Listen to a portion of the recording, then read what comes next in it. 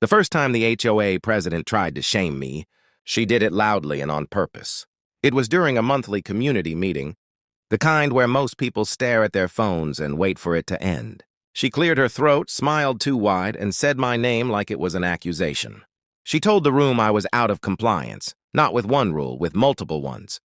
She hinted that my home was lowering property values and suggested I didn't understand how standards work.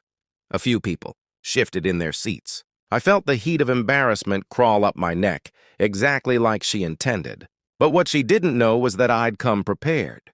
For weeks, she'd been sending me violation notices without photos, dates, or references to actual bylaws. When I asked for clarification, she ignored me. When I asked for hearings, she delayed them.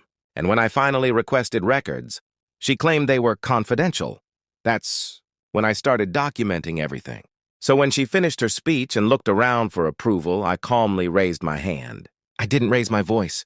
I didn't insult her. I just asked one question. Which bylaw are you referring to?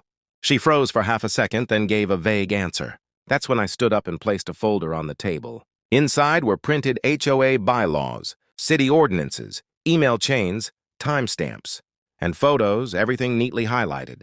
I read aloud the actual rule she claimed I violated.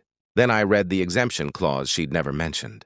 Then I showed emails where she admitted she hadn't verified the complaint. Before issuing fines, finally, I passed around a copy of a public record. Request response proving she'd approved identical setups for other homeowners. The room went quiet. Really quiet. Someone in the back asked why the rules seemed to apply differently depending on who you were.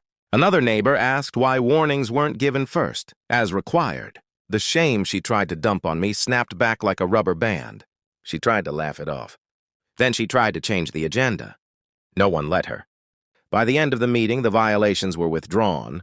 A review committee was formed, and for the first time, people started asking questions. Real ones. She never singled me out again.